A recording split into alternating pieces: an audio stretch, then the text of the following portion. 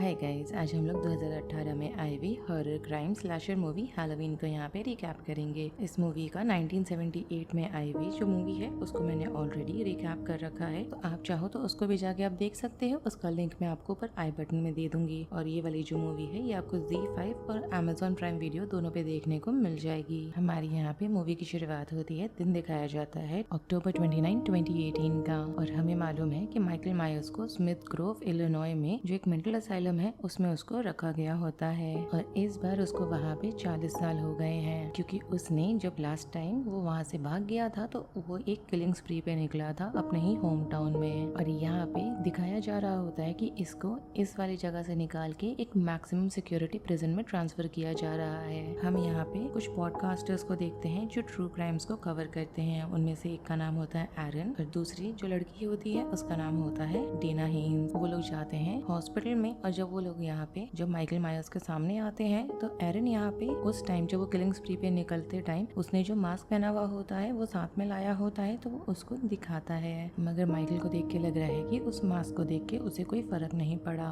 जिसके बाद हमें अगले दिन का दिखाया जाता है और ये वो दिन है जिस दिन उसको ट्रांसफर किया जा रहा है। और यहाँ पे एस्केप करने के लिए माइकल जानबूझ के जिस बस में वो ट्रांसफर हो रहा होता है उसको वो क्रैश कर देता है। जिसके बाद वो वहाँ से निकलता है। बाप बेटे होते हैं गाड़ी में, उनकी गाड़ी चुराने के लिए उन दोनों को मार डालता है। जिसके बाद वो वापस अपने हैडनफील्ड वाले होम टाउन निकल जाता है। हम यहाँ पे लॉरी को देख पाते हैं जो विक्टिम थी उसकी, जो बच गई थी समहाउ। वो अभी भी वहीं पे रह रही होती है, मगर उसको अभी भी माइकल से बहुत ज्यादा डर रहता है। वो बहुत ज्यादा ड्रिंक करने लगती है। वो अपने आप को हर तरीके से उससे रिटेलिएशन के लिए अपने आप को तैयार कर रही होती है और वो अपने घर से भी नहीं निकलती है। और ये चीज इतनी ज्यादा हो गई होती है कि उसकी खुद की जो बेटी है कैरन, उससे भी वो अपनी दूरियां बना के रखी हुई है। क्योंकि यहाँ पे मालूम चलता है कि उसकी जब बेटी 12 साल की थी तब उसको स्टेट्स ले गए थे उसके पास से। एक ही इंसान से वो कांटेक्ट में रहती है, वो होती है कैरन की बेटी एलिसन। जिसके बाद हमें 31 अक्टूबर की सुबह को दिखाया जाता है और यहाँ पे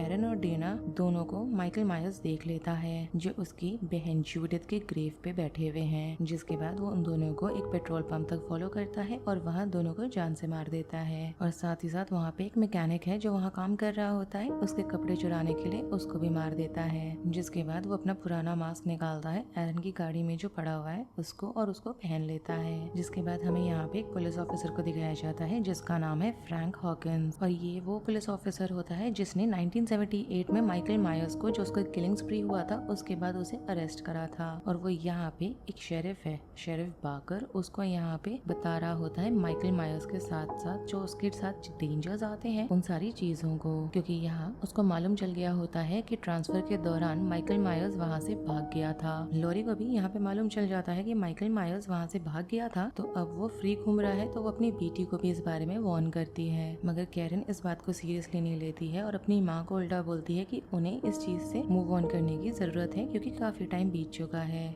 जिसके बाद उसी दिन रात का दिखाया जाता है और हम देख पाते हैं कि एलिसन यहाँ पे अपने बॉयफ्रेंड को देखती है जो उस पे चीट कर रहा होता है किसी और के साथ, और उल्टा उसका जो दोस्त होता है ऑस्कर, उसके साथ वो वहाँ से चली जाती है। जिसके बाद हमें मालूम चलता है कि विकी नाम की जो लड़की है वो एलिसन की बेस्ट फ्रेंड होती है। वो और उसका बॉयफ्रेंड बेबी सिट कर रहे होते हैं यहाँ पे एक बच्चे को, और जब वो ऐसा कर रहे होते हैं तो माइकल मायर्स आके उन पे अटैक कर देता है। यहाँ पे जूलियन को बचाने के लिए विकी खुद को सैक्रिफाइस कर देती है। और लॉरी और जहाँ पे जो शेरिफ हॉकिंस होते हैं उन दोनों को इस इंसिडेंट के बारे में मालूम चलता है, तो वो लोग उस घर की तरफ निकल जाते हैं। और जब वो वहाँ पहुँचती है तो लॉरी यहाँ पे माइकल मायर्स के साथ फेस टू फेस आती है 40 सालों के बाद। इसके पहले कि माइकल मायर्स वहाँ से भाग सके, लॉरी उसके शोल्डर पे गोली मार देती है। हम यहाँ पे एक नए डॉक्टर को देखते हैं इस बार, जिसका नाम होता है डॉक्टर रणबीर सार्टेन। और वो यहाँ पे उसका डॉक्टर है माइकल मायर्स का। और वो यहाँ पे शेरिफ बाकर को बोल रहा होता है कि वो उसकी मदद करे जिससे कि माइकल मायर्स को वो ढूंढ सके। यहाँ पे माइकल मायर्स को ऑस्कर मिलता है जिसके साथ एलिसन निकली थी उस पार्टी से, उसको तो यहाँ पे वो आके मार देता है। मगर तभी वहाँ पे हॉकिंस और सार्टेन वहाँ पर आके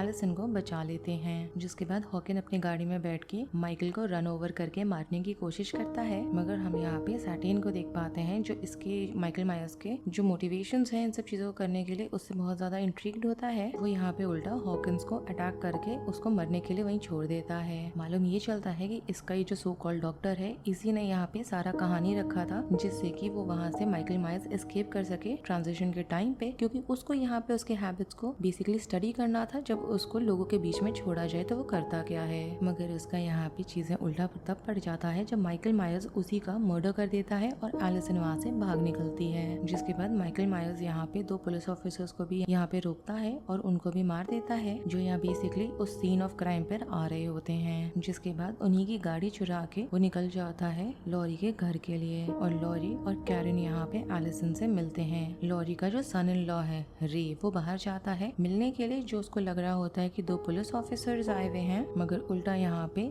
माइकल उसको स्ट्रैंगल करके मार देता है। लॉरी यहाँ पे किसी तरह से मैनेज करती है कि वो कैरन को सेफ्टी तक पहुंचा पाए। जिसके बाद उसका यहाँ पे आमना सामना हो जाता है माइकल मायर्स के साथ। यहाँ पे वो उसको बहुत बुरी तरीके से चोट तो पहुंचा देती है, मगर उसके एब्डोमेन में माइकल मायर्स स्टैब कर देता है और बालकनी से उसको नीचे धक्का दे देता है। और जब वो खुद नीचे आता है उसकी बॉडी को देखने के लिए, तो वहाँ पे लॉरी की बॉडी होती ही नहीं है। एलिसन यहाँ पे घर आती है, अपनी ग्रैंडमदर को आवाज दे रही होती है और यहाँ पे माइकल का ध्यान जाता है उस पे, तो कैरन को मौका मिल जाता है उस पे गोली चलाने का। अचानक से वहाँ पे लॉरी भी आ जाती है और उसको एक सेफ रूम के अंदर वो किसी तरह से मैनेज कर पाती है उसको वहाँ पे फंसाना। जिसके बाद कैरन और एलिसन दोनों यहाँ पे लॉरी की मदद करते हैं और उस घर में आग लगा देते हैं। जिसके बाद लॉरी यहाँ पे माइकल मायर्स को गुड बाय बोलती है, मगर वो बेहोश हो जाती है उसके तुरंत बाद ही। जिसके बाद यहाँ पे कैरन और एलिसन वहाँ से गुजरती हुई गाड़ी को किस तरह से रोक पाते हैं, फ्लैग डाउन कर पाते हैं, जिससे कि वो लोग लॉरी को हॉस्पिटल ले जा सके। हमें यहाँ पे मूवी का क्लाइमैक्स दिखाया जाता है जहाँ पे घर में आग लगी हुई है। फाइनल शॉट में हमें बेसमेंट को दिखाया जा रहा है, मगर वहाँ पे कहीं भी हम लोग माइकल मायर्स को नहीं देख पा रहे होते हैं। और इसके साथ ही इस मूवी का रिकैप यहीं पे खत्म हो जाता है। अगर आपको ये रिकैप पसंद आया हो then do like the video, subscribe to my channel, share it with your friends and don't forget to follow me on Instagram. Link आपको नीचे डिस्क्रिप्शन बॉक्स में मिल जाएगा। Thanks for watching, bye.